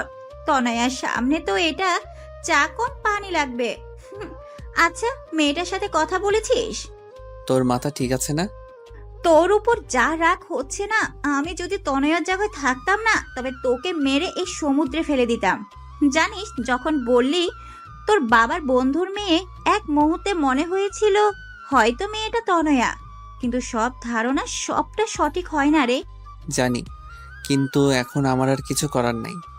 তা কিভাবে পারবি? এক নর্মাল আবাল ছেলে কোথাকার। এই বলে রাগ করে লিমাও চলে গেল। লিমার রাগ হওয়াটা অস্বাভাবিক কিছু না। আয়া চুপচাপ ওখানে বালির উপর বসে সাগরের পানে অপলক দৃষ্টিতে তাকিয়ে আছে। আর চোখ থেকে টপটপ করে নোনা তরলগুলো ঝরে পড়ছে, যেগুলো আবার নোনা বালিগুলো নিজের বুকে ধারণ করে নিচ্ছে। তনয়া আয়াতের সামনে এসে কিছুক্ষণ দাঁড়িয়ে দেখছে কিভাবে আয়াতের চোখ থেকে জল ঝরছে। হঠাৎ তনয়া আয়াতের চোখের পানিটা ধরে ফেললো। আয়াত তনয়ার দিকে তাকালো। তনয়া বলল, জানেন স্যার, আমার মা বলেছিল ছেলেরা নাকি খুব বেশি কষ্ট না পেলে কাঁদে না, আর যদি কাঁদে তাহলে ছেলেদের চোখের জলগুলো নাকি মুক্তোর চেয়েও দামি হয়। আর আপনি এত দামি জিনিসগুলোকে এইভাবে অপচয় করছেন। মা আরো বলেছেন, যদি আমাদের মনে খুব বেশি কষ্ট লাগে তাহলে নিজের কাছের মানুষের কাউকে জড়িয়ে ধরে কাঁদলে নাকি কষ্ট কমে যায়। আপনিও আপনার কাছের কাউকে জড়িয়ে ধরে কাঁদুন, দেখবেন মন হালকা লাগবে। দাঁড়ান, আমি লিমা আপুকে ডেকে দিচ্ছি। এই বলে তনয়ার সামনে পা বাড়ানোর আগে আয়াত তনয়ার হাতটা টেনে ধরলো। তনয় পেছনে ফিরে তাকানোর সাথে সাথে আয়াত তনয়াকে টান দিয়ে নিজের বুকের মাঝে চেপে ধরে। শক্ত করে তনয়াকে জড়িয়ে ধরে আয়াত কান্না করছে। তনয় কিছু হতভম্ব হয়ে গেল, কিন্তু আয়াতের এই অবস্থা থেকে কিছু বলল না, শুধু বলল, কি হয়েছে স্যার, আমাকে কি বলা যায়? আয়াত তনয়কে শক্ত করে জড়িয়ে ধরে আছে আর ভাবছে, আমি তোমাকে সারা জীবনের জন্য আমার বুকে রাখতে চাই, কিন্তু আমি জানি আমি হয়তো তোমাকে পাবো না। কিন্তু তবুও বেহায়া মনটা সবসময় তোমাকে আমার করে পেতে চাই। চলুন স্যার, কিছুক্ষণ সাগরের পানিতে পা ডুবিয়ে হাঁটি। সমুদ্রের বিশালতায় তাকিয়ে নিজের কষ্টগুলোকে সমুদ্রের ঢেউয়ের সাথে মিশিয়ে দেই, যাতে ঢেউ পাড়ে এসে আমাদের সকল কষ্টগুলোকে নিজের সাথে ভাসিয়ে নিয়ে গিয়ে সমুদ্রের বুকে মিলিয়ে দেয়। তারপর তনয়া আয়াতের হাত ধরে সমুদ্রের পাড়ে হাঁটতে লাগলো। আয়াত তাকিয়ে দেখছে তনয়াকে। তনয়ার চুলগুলো প্রবল বাতাসে বারবার ওর মুখে পড়ছে, আর তনয় সেগুলো বারবার সরানোর বৃথা চেষ্টা করছে। আয়াতের মন চাচ্ছে তনয়ের অবদ্ধ চুলগুলো নিজ হাতে ওর কানের পেছনে গুজে দিতে, আলতো করে তনয়ের গালটাকে ছুঁয়ে দিতে, ওর চোখের দিকে তাকিয়ে চোখের গভীরতা হারিয়ে যুগ যুগ কাটিয়ে দিতে, আর বারবার বলতে ইচ্ছা করে, I love you Tanaya, I love you lot. হঠাৎ ফোনের রিংয়ের শব্দে আয়াতের ভাবনা ছেদ পড়লো। হ্যাঁ লিমা বলো। সরি, তখন তোর উপর রাগ উঠে গেছিল, তাই তোকে যা তা বলে ফেলেছি। It's okay. শোন আয়াত, ভবিষ্যতে কি হবে তা হয়তো আমরা জানি না, কিন্তু বর্তমানটা তো আমরা নিজের মতো করে সাজাতে পারি। তোর জীবনে পরবর্তীতে কি হবে তা আল্লাহর উপর ছেড়ে দে, কিন্তু যে 2 দিন তুই এখানে আছিস তনয়ার সাথে ভালোভাবে কথা বল, ওর সাথে ভালো সময় কাটা। হতে পারে এই 2 দিন তোর জীবনের সবচেয়ে সুখের মুহূর্ত হয়ে স্মৃতির পাতায় রয়ে যাবে। পারলে আমার কথাটা রাখিস। বাই। লিমা ফোনটা কাটলে আয়াত ফোনটা পকেটে রেখে তনয়কে বলল, তনয়া, হ্যাঁ বলুন স্যার। আচ্ছা তনয়া, যে 2 দিন আমরা এখানে থাকবো সেই 2 দিন কি আমরা বন্ধু হতে পারি? কেন নয়? থ্যাঙ্কস। তনয়া আয়াতকে ধাক্কা মেরে পানিতে ফেলে দিয়ে হাসছে। এটা কি করলে? কেন আমরা না এখন বন্ধু? আচ্ছা দাঁড়াও, তোমাকেও চোবাবো এখন। নো। সারাদিন দুজন অনেক মজা করলো। তারপর সন্ধ্যাবেলা দুজন হেঁটে হেঁটে হোটেলে ফিরছিল। তখন আয়াত হাঁটছে আর ভাবছে, যেদিন তনয় সত্যিটা জানবে ও ঠিক কিরকম রিয়াক্ট করবে তা ভেবে মনটা সমুদ্রে ওঠা অশান্ত ঝড়ের মতো উথাল পাথাল করছে। কক্সবাজারে যে 2 দিন ছিল সেই 2 দিন আয়াত আর তনয়া খুব সুন্দর সময় কাটিয়েছে। লিমার সাথে ওরা দুজন অনেক জায়গা ঘুরেছে। তনয়া আয়াতকে সুন্দর একটা শামুকের তাজমহল শোপিস গিফট করলো। আয়াত প্রথমে নিতে চায়নি, কিন্তু তনয়ের ছেলে মানুষের কাছে হার মানতে হলো। স্যার জানেন, তাজমহল হচ্ছে ভালোবাসার প্রতীক। আয়াত তনয়ার কথার কোনো উত্তর দিল না, শুধু তনয়কে সুন্দর একটা ওড়না গিফট করলো। তনয়া ওড়নাটা পেয়ে ভীষণ খুশি। তনয়া মনে মনে ভাবছে হয়তো পরীক্ষার পর স্যারকে প্রপোজ করবে। কিন্তু তনয় সত্যিটা কি জানলে হয়তো নিজের হুঁশই হারিয়ে ফেলবে। তারপর ওরা বাড়ি ফেরার দিনও তনয় 3 বার বমি করে, আর তখন আয়াত ওকে ভীষণ কেয়ার করেছিল। বমি করার পর ক্লান্ত হয়ে তনয়া আয়াতের কাঁধে ঘুমিয়েছিল। তনয়া যখন আয়াতের কাঁধে মাথা দিয়ে ঘুমাচ্ছিল, তখন গাড়ি চলার গতিতে তনয়ার মাথাটা বারবার নিচের দিকে পড়ে যাচ্ছিল বলে আয়াত তার একটা হাত দিয়ে তনয়ার মাথাটা ধরে রেখেছিল। আয়াত যখনই তনয়ার মুখের দিকে তাকায়, তখনই অজানা এক প্রশান্তিতে আয়াতের বুকটা ভরে যায়। কেন যেন তনয়ার থেকে নিজের চোখ সরাতেই পারে না। তারপর নিজেকে বলে মিথ্যা স্বপ্ন দেখে কোনো লাভ নেই, কারণ মিথ্যা সব মানুষকে শুধু মিথ্যা আশা দেয় আর কষ্ট দেয়, এর বাইরে কিছুই দেয় না। তনয় কিছুটা পথ ঘুমিয়েছিল আর কিছুটা পথ ঘুমের অভিনয় করেছিল, কারণ ঘুম ভাঙলে যে আয়াত তার কাঁধটা সরিয়ে নিবে। তনয়া আয়াতের কাঁধে মাথা রেখে ভাবছিল, ইস, এইভাবে যদি সারা জীবন ওর কাঁধে মাথা রেখে থাকতে পারতাম। জানি না কি লেখা আছে আমাদের ভাগ্যে, কিন্তু ভাগ্যে যাই লেখা থাকুক না কেন, সারা জীবন আমি আমার অঙ্ক টিচারকেই ভালোবাসবো। বরিশাল পৌঁছাতে পৌঁছাতে অনেক রাত হয়ে গেল। প্রায় সব মেয়েদেরই বাড়ির লোক এসে নিয়ে গেছে, কিন্তু তনয়ার বাবা সেদিন শহরে ছিল না। তাই তনয়ার মা আয়াতকে ফোন করে বলেছে ও যেন তনয়াকে বাড়ি পৌঁছে দেয়। তাই আয়াত তনয়াকে নিজের গাড়িতে করে তনয়াদের বাড়িতে দিকে যায়। এখন কেমন লাগছে তনয়া? জি মোটামুটি ভালো। তোমার কি জার্নি অ্যালার্জি আছে? জি স্যার, আসলে আমি এত দূর বাসে কখনো ট্রাভেল করিনি। ও, তোমার বাড়ি এসে গেছে? ও, ভেতরে আসুন স্যার।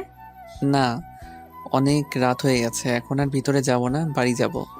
ওকে, কিন্তু একবার গাড়ি থেকে বাইরে বের হন। কেন? আরে আগে বের হন, তারপর বলছি। আয়াত গাড়ি থেকে বের হয়ে দাঁড়াতে তনয়া হুট করে আয়াতকে জড়িয়ে ধরল। আয়াত কিছুটা হতবাক হয়ে গেল। তনয়া অনেকক্ষণ আয়াতকে জড়িয়ে ধরে বলল, আমি জানি না পরীক্ষার পর আপনার সিদ্ধান্ত ঠিক কি হবে, কিন্তু এই যে 2 দিন আপনার সাথে কাটালাম, এটা আমার জীবনের সবচেয়ে স্মরণীয় দিন হয়ে আমার মনের মণিকোঠায় সারা জীবন গেঁথে থাকবে। আপনি যেমন আমার মনে গেঁথে আছেন, ঠিক তেমনি এই স্মৃতিগুলো গেঁথে থাকবে। ধন্যবাদ স্যার, আমার সাথে এত সুন্দর 2 দিন কাটানোর জন্য। আয়াত আর কিছু বলল না, নিজেকে তনয়ের থেকে ছাড়িয়ে চুপচাপ চলে গেল।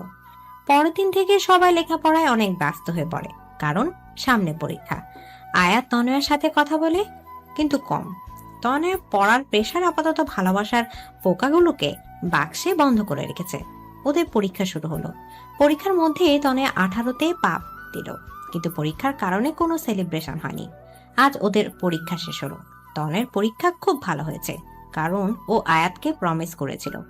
পরীক্ষা শেষ হওয়ার পর তনয়া অধীর আগ্রহে আয়াতের ফোনের অপেক্ষা করতে লাগলো, কিন্তু প্রায় 1 মাস হয়ে গেছে, কিন্তু আয়াত ওকে দেখা করতে বলছে না। ফোনে তনয়ার সাথে কথা হলেও এই বিষয়টা আয়াত সব সময় এড়িয়ে যায়। এড়িয়ে যাবে না তো কি করবে? আয়াতের তো তনয়ার মুখোমুখি হতেই ভয় করে, ঠিক কি বলবে ওকে। কিন্তু তনয়া আর অপেক্ষা করতে পারছে না, তাই সরাসরি আয়াতকে ফোন দিয়ে বলল, আপনি দেখা করবেন নাকি আমি আপনার বাসায় আসবো? না না, তার দরকার নেই। আসলে আমি তো এখন কিছু কাজে ঢাকা এসেছি, 2 সপ্তাহ পর আসতেছি। যেদিন আসবো তার পরের দিনই তোমার সাথে দেখা করব। 2 সপ্তাহ পর তনয় একটা রেস্টুরেন্টে বসে আয়াতের জন্য অপেক্ষা করছে। এই 2 সপ্তাহ যে তনয় ঠিক কিভাবে কাটিয়েছে তা শুধু তনয়াই জানে। কিছুক্ষণ পর আয়াত আসলো। তনয়ের বুকটা দুরু দুরু করছে, আয়াত ঠিক কি বলবে এটা ভেবে। কেমন আছো? ভালো। আপনি? ভালো। কিছু খাবে? না না স্যার। স্যার, আপনি যেন কি বলতে চাইছিলেন? হ্যাঁ, কিন্তু ঠিক কিভাবে বলবো সেটা ভাবছি। তনয়া, আমার বিয়ে ঠিক হয়ে গেছে। তনয় অবাক চোখে আয়াতের দিকে তাকালো। তারপর আয়াত ওর বাবার ওর ভাইয়ের সব কথা বলল। এও বলল, সামনের মাসের শেষের দিকে আমার বিয়ে, আর সেই মেয়েটি কিছুক্ষণ পর এখানে আমার সাথে দেখা করতে আসবে। আয়াতের কথা শোনার পর তনয়া পুরো পৃথিবীটা যেন গোলক ধাঁধার মতো ঘুরছে। চোখ দুটো ঝাপসা হয়ে যাচ্ছে, নিজের ওপর যেন কোনো নিয়ন্ত্রণ রাখতে পারছে না।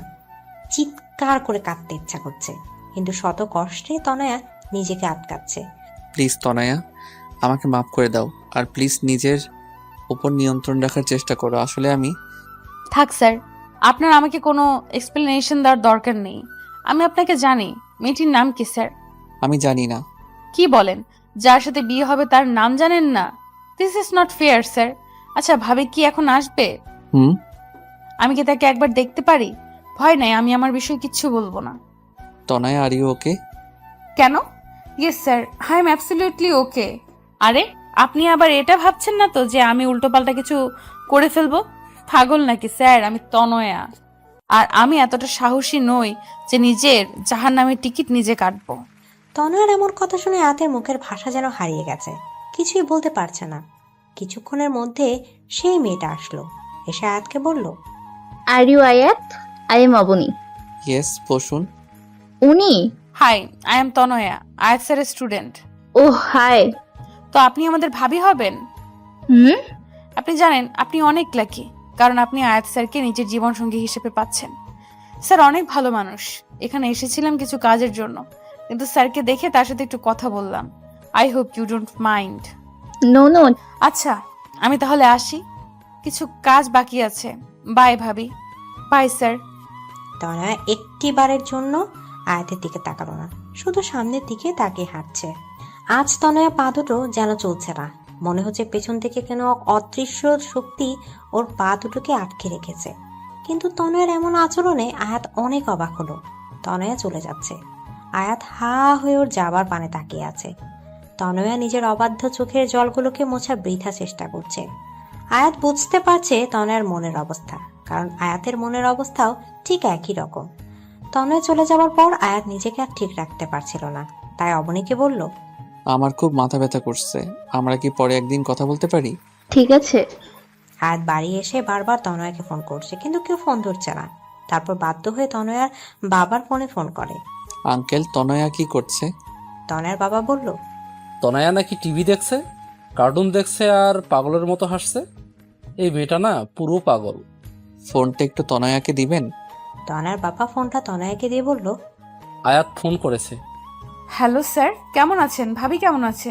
স্যার শোনেন, বিয়ে করছেন, আমাদের কিন্তু বড় করে একটা ট্রিট দিতে হবে, ঠিক আছে?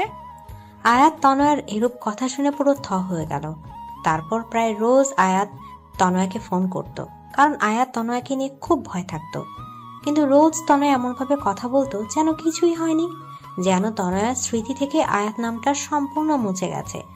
আয়াত তনয়ার এমন আচরণে দ্বিধার মধ্যে পড়ে যেত। খুব ভয় হতো আয়াতের তনয়াকে নিয়ে।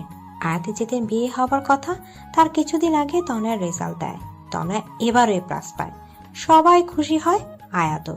কিন্তু এত খুশির মাঝেও আয়াত আর তনয়ার বুকের ভিতরটা জ্বলে পুড়ে ছারখার হয়ে যাচ্ছে। আর আজ আয়াতের গায়ে হলুদ। আর মজার ব্যাপার কি জানেন, আয়াতের গায়ে প্রথম হলুদটা তনয়াই ছুঁয়েছে। আর গিফট হিসেবে আয়াতের দেওয়া ওড়নাটা আয়াতকে দিয়ে বলেছে, এটা অবনী ভাবির জন্য। কারো শখের জিনিস নিজের কাছে রাখতে নেই। আয়াত কোনো কথা না বলে চুপচাপ ওড়নাটা হাতে নিল। সবার সাথে খুব হাসাহাসি মুখ করে কথা বলছে তনয়া, কিন্তু ওর মনের ভেতরটা হয়তো আয়াত ছাড়া আর কেউ বুঝতে পারছে না। গায়ে হলুদ পর্ব শেষে আয়াত তনয়াকে বলল, তোমার সাথে আমার কিছু কথা আছে, আমার সাথে এসো। হ্যাঁ বলুন স্যার। তনয়া, তুমি কি করে এতটা স্বাভাবিক আছো বলো? কেন স্যার, অস্বাভাবিক হওয়ার মতো কিছু হয়েছে কি? আয়াত এবার নিজের রাগ কন্ট্রোল করতে পারল না। ঠাস করে তনয়ার গালে কষে একটা চড় মেরে বলল, এই মেয়ে, তুমি কি কিছু বোঝো না নাকি নাকি তোমার বোধগম্য শক্তি সব শেষ হয়ে গেছে? আবার মারলেন? এবার কোন অধিকারে মারলেন? আর হ্যাঁ, you are too late sir. আর কথাটা বলার আগেই আয়াত তনয়াকে দেয়ালের সাথে চেপে ধরে বলল, অধিকার? কি অধিকার, তাই না? তোমার উপর যদি আমার অধিকার না থাকে তাহলে কারো নাই। হ্যাঁ, তো রাগ দেখানোর কোনো প্রয়োজন নাই। কিসের জোরে আপনি আমার উপর অধিকার খাটাচ্ছেন? এই বলে তনয়া চলে যেতে চাইলে আয়াত তনয়াকে আরো শক্ত করে দেয়ালের সাথে চেপে ধরে। আয়াত তনয়ার একদম কাছে চলে যায়, এতটা যে একে অপরের নিঃশ্বাসের অনুভূতি পাচ্ছিল। আয়াত তনয়ার কাছে গিয়ে বলল, আমার ভালোবাসার জোরে আমি তোমার উপর অধিকার খাটাচ্ছি। একদিন পর যে অন্য কাউকে নিজের স্ত্রী হিসেবে স্বীকার করবে, তার মুখে ভালোবাসা অধিকার নামক কথা শোভনীয় লাগে না। আয়াত তনয়ার হাতটা শক্ত করে ধরে বলে, চলো, আজ এখন সবার সামনে আমি তোমাকে বিয়ে করব। দেখি কে কি করে, আমি কারো পরোয়া করি না। প্লিজ স্যার, রাগের মাথায় কোনো কাজ করবেন না। রাগ মানুষের গোছানো কাজকেও নষ্ট করে দেয়। প্লিজ বোঝার চেষ্টা করুন। Just set up. আয়াত তনয়াকে ওর বাবার কাছে নিয়ে যাবে, এর মধ্যে লিমা এসে বলল, আয়ান ভাইয়া এসেছে তার বউ নিয়ে। কি আর বাবা? আয়াত, তনয়া, লিমা তাড়াতাড়ি আয়াতের বাবার কাছে যায়। গিয়ে দেখে আয়াতের বাবা আয়ান ভাইয়ের সাথে কথা বলছে। আজ আয়াতের জন্য তোকে মাফ করে দিলাম। দেখো, আজ আয়াত আমাকে কত বড় খুশি দিচ্ছে। দেখো, আয়াত আমাকে দেয়া কথা রেখেছে, তাই এই খুশি কারণে আমি তোমাকেও মাফ করে দিলাম। আয়াতের বাবা এই খুশি দেখে আয়াত আর কিছু বলতে পারল না। তনয়া আয়াতকে সাইডে এনে বলে, দেখুন স্যার, আজ আপনার বাবা কত খুশি। আপনি কি চান তার এই খুশিটা নষ্ট হয়ে যাক? দেখুন স্যার, আমার আপনার উপর কোনো রাগ বা ক্ষোভ নেই। কেন জানেন? কারণ আপনি নিজের খুশির কথা না ভেবে আপনার বাবার খুশির কথা ভেবেছেন। আর এই জন্যই আমি আপনাকে না পাওয়ার জন্য মনে কোনো রাগ রাখি নাই। হ্যাঁ, আপনাকে না পাওয়ার দুঃখ, কষ্ট, আফসোস তো আছে, আর সারা জীবন থাকবে। কিন্তু আমি এটা ভেবে নিজেকে সামলে নেব যে আপনার বাবা মা আর আপনি সুখে আছেন। স্যার, বাবা মায়ের মতো কেউ হয় না। স্যার, আপনি তাদের কথা মেনে নিন। বাবা মাকে কষ্ট দিয়ে কেউ জীবনেও সুখী হতে পারে না, খুশি হতে পারে না। আর বাবা মাকে সুখী করার জন্য যদি নিজে কষ্ট পায়, তাহলে আল্লাহ সে কষ্টের প্রতিদান একদিন না একদিন ঠিকই দিবে। চলি স্যার, ভালো থাকবেন। আমি আজকেও আসতাম না, কিন্তু আজ শেষবারের মতো আপনাকে একবার দেখার লোভ সামলাতে পারলাম না। ভালো থাকবেন। এটা বলেই তনয়া ওখান থেকে চলে গেল। আর আয়াত হা হয়ে ওর যাবার পানে তাকিয়ে আছে। তনয়া একবারের জন্য পিছু তাকায়নি, হয়তো নিজের চোখের জলটা আয়াতকে দেখাতে চায়নি তাই। আজ আয়াতের বিয়ে, কিছুক্ষণের মধ্যেই বিয়ে হয়ে গেল। আয়াতের ঘোরের মতো লাগছে, একটা ঘোরের মধ্যে বিয়েটা হয়ে গেল। আয়াত মুখ থেকে যখন কবুল বলছিল তখনও কলিজাটা যেন ছিঁড়ে যাচ্ছিল। বিয়ে হবার কিছুক্ষণ পর আয়াত তনয়ার কাছে ফোন করলো। ফোনটা নেহা ধরলো। হ্যাঁ স্যার বলেন। তনয়া কোথায়? বেঁচে আছে, ভয় নেই আপনার, আমার পাশেই আছে।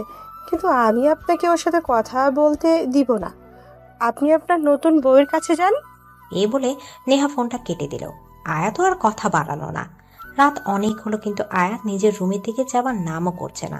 ওর ভাবি ওকে জোর করে রুমের ভিতরে ঢুকিয়ে দিল। আয়াত রুমে ঢুকে কিছুক্ষণ নীরব থাকলো, তারপর ধীরে ধীরে বিছানার কাছে গিয়ে বলল, সরি অবনী, আমি আসলে তোমাকে বিয়ে করতে চাইনি। আমি অন্য একজনকে ভালোবাসি। তোমাকে স্ত্রী হিসেবে মেনে নেওয়া আমার পক্ষে সম্ভব না, পারলে আমাকে মাফ করে দিও। এ বলে আয়াত যাওয়া ধরলে মেয়েটা আয়াতের হাতটা টান দিয়ে বিছানায় ফেলে দিয়ে আয়াতের পাঞ্জাবির কলার ধরে বলল, ওই, আমাকে কি রবি সিমের মতো ফ্রি পাইছেন যে যখন খুশি চর মারবেন, যখন খুশি ভালোবেসে জড়িয়ে ধরবেন, যখন খুশি বলবেন বিয়ে করবেন না, আবার বিয়ে করে বলবেন স্ত্রী হিসেবে মেনে নেবেন না? কি সমস্যা কি আপনার? আয়াত কথাগুলো শুনে অবাক হয়ে মেয়েটির দিকে তাকিয়ে তার থেকে অ্যাকশনগুলো বেশি শখ খেলো। কারণ মেয়েটি আর কেউ নয়, তনয়া। আয়াত যেন কিছুক্ষণের জন্য নিজের চোখে বিশ্বাস করতে পারছে না। মনে হচ্ছে স্বপ্ন আর বাস্তব দুনিয়ার মাঝে একটা আলাদা দুনিয়া তৈরি হয়ে গেছে, আর আয়াত সে দুনিয়ার হারিয়ে গেছে। তনয়া জোরে আয়াতের হাতে একটা চিমটি কাটলো। আয়াত নিজের চেতনা ফিরে পেল, হকচকিয়ে বলল, তনয়া তুমি? কি স্যার, সারপ্রাইজটা কেমন লাগলো? অবনী কোথায়? ইস, অবনীর খুব চিন্তা হচ্ছে না? আমি অবনীকে মেরে ফেলেছি। আয়াত যেন কিছুই বুঝতে পারছে না। এর মধ্যে কি যেন দরজায় টোকা দিল। আয়াত দরজা খুলে দেখে অবনী দাঁড়িয়ে হাসছে। হাই দুলাভাই, হোয়াটসঅ্যাপ? এখনো বাসা শুরু করা হয়নি বুঝি? তো আমার জন্য অপেক্ষা করছিলেন বুঝি? আয়াত আবার একটা ধাক্কা খেল। এদিকে তনয়া আর অবনী মিলে হাসছে। এর মধ্যে বাড়ির সব লোক, যেমন আয়াতের বাবা মা, ভাইয়া ভাবি, লিমা, নেহা সেখানে উপস্থিত হলো। সবাই হাসছে। আয়াত যেন বোকা হয়ে গেছে। কোনটা সত্যি কোনটা মিথ্যা তা যেন একটা ভ্রমের মতো লাগছে ওর। বাবা, এসব কি হচ্ছে? আমি জানতাম না যে আমার ছেলে তার বাবা মায়ের জন্য নিজের ভালোবাসা মানুষটাকেও ছাড়তে পারে। মানে? তোমার বিয়ে কখনোই অবনীর সাথে ঠিক হয়নি। তোমার বিয়ে অনেক আগে থেকেই তনয়ার সাথে ঠিক হয়ে আছে। অবনী তয়নার কাজিন। তয়না যখন আমাদের বাসায় পড়তে আসতো তখন থেকে আমি বুঝেছিলাম যে তুমি তয়নাকে ভালোবাসো, কিন্তু আমি দেখতে চেয়েছিলাম তুমি তোমার বাবাকে কতটা ভালোবাসো। তাই তোমার বিয়ে তনয়ের সাথেই ঠিক করেছিলাম, কিন্তু ছবি দেখালাম অবনীর সাথে, মানে তয়নার কাজিনের। কিন্তু আমি শেষ পর্যন্ত দেখতে চাইছিলাম যে তুমি তনয়ের ভালোবাসায় মোহিত হয়ে নিজের বাবা মাকে ছেড়ে যাও কিনা, কিন্তু তুমি তা করোনি। তুমি তোমার বাবা মায়ের চাওয়াটাকে প্রাধান্য দিয়েছো। তোমাকে নিয়ে আজ আমার সত্যি গর্ব হচ্ছে। তার মানে তনয়া সব জানতো? না, তনয়া জানে, মাত্র 3 মাস ধরে। কারণ তনয়ার জন্মদিনে তনয়াকে আমি উপহার স্বরূপ তার অঙ্ক টিচারকে গিফট করেছি। কারণ তনয়াই আমাকে ভালোবাসার আসল মানে শিখিয়েছে। আমার ভাইয়া আর ভাবিকেও সে ফিরিয়ে এনেছে। সরি স্যার, আমার জন্মদিনের দিন যখন বাবা সব খুলে বলল তখন আমি খুশিতে ঠিক কী করব ভেবে পাচ্ছিলাম না। আপনার সামনে দুঃখী হবার অ্যাক্টিং করতে আমার ভীষণ খারাপ লেগেছে, কিন্তু আমি আপনার বাবাকে ওয়াদা করেছিলাম আপনাকে কিছু বলবো না, তাই। আয়াত রাগে দুঃখে কোনো কথা বলতে পারছে না। রাগের চোটে ওখান থেকে সোজা ছাদে চলে গেল। বাবা, উনি তো রাগ করলেন, এখন আমি কি করব? আমাদের মতো বুড়ো বুড়িদের এর মধ্যে নাটানাই ভালো। আয়না মা, চলো, অনেক রাত হয়েছে। তনয়া বোকার মতো সবার যাওয়ার পানে তাকিয়ে রইল। তনয়া ধিমি পায়ে ছাদে উঠে দেখে ছাদের এক কোনায় আয়াত দাঁড়িয়ে আছে। তনয়া কি করবে ঠিক ভেবে পাচ্ছে না, তাই আস্তে গিয়ে আয়াতকে পেছন থেকে জড়িয়ে ধরলো। তারপর আয়াতকে নিজের থেকে ফিরিয়ে বলল, সরি স্যার। আয়াত কোনো কথা না বলে তনয়াকে শক্ত করে জড়িয়ে ধরে হু হু করে কেঁদে দিল। আয়াতের কান্না দেখে তনয়া কেঁদে ফেলে। তারপর বলে, বললাম তো সরি। সরি বললেই সব ঠিক হয়ে গেল বুঝি? জানো এই কয় মাস কিরকম মানসিক চাপের মধ্যে দিয়ে গেছি। ইস, মাত্র কয়টা মাস, আর আমাকে যে 4.5 বছর ধরে ধরে রেখেছেন তার বেলায়। ইটস রিভেঞ্জ, এখন শোধবোধ। তাহলেও তো তুমি কম, কারণ আমি তোমাকে কবে থেকে ভালোবাসি জানো? জানি, লিমা আপু বলেছে। স্যার, যা হয়েছে সব ভুলে যান না প্লিজ। চলুন না নতুন করে শুরু করি। কি করে শুরু করি বলো তো? কেন, আবার কি হয়েছে? তুমি তো এখনো সেই সারে আটকে রয়েছো। আমি এখন তোমার বর, বুঝলা? আয়াত তনয়াকে শক্ত করে জড়িয়ে ধরে কপালে একটা ভালোবাসার পরশ এঁকে দেয়। That's not fair sir. Why? চর মারলেন গালে আর ভালোবাসা কপালে? শুধু গালে কেন, সব জায়গায় ভালোবাসা দিয়ে দেই। এই একদম না। তা বললে তো হবে না ম্যাডাম। 5 বছর ধরে ওয়েট করছি, আর পারবো না। অতঃপর তনয়া এখন অঙ্কের উপর অনার্স করছে। আর মজার বিষয় কি জানেন, আয়াত সেই কলেজেই প্রফেসরগিরি শুরু করেছে। তনয়াকে দুবেলা অঙ্ক, সাথে সাথে ভালোবাসার পাঠটাও শেখায়।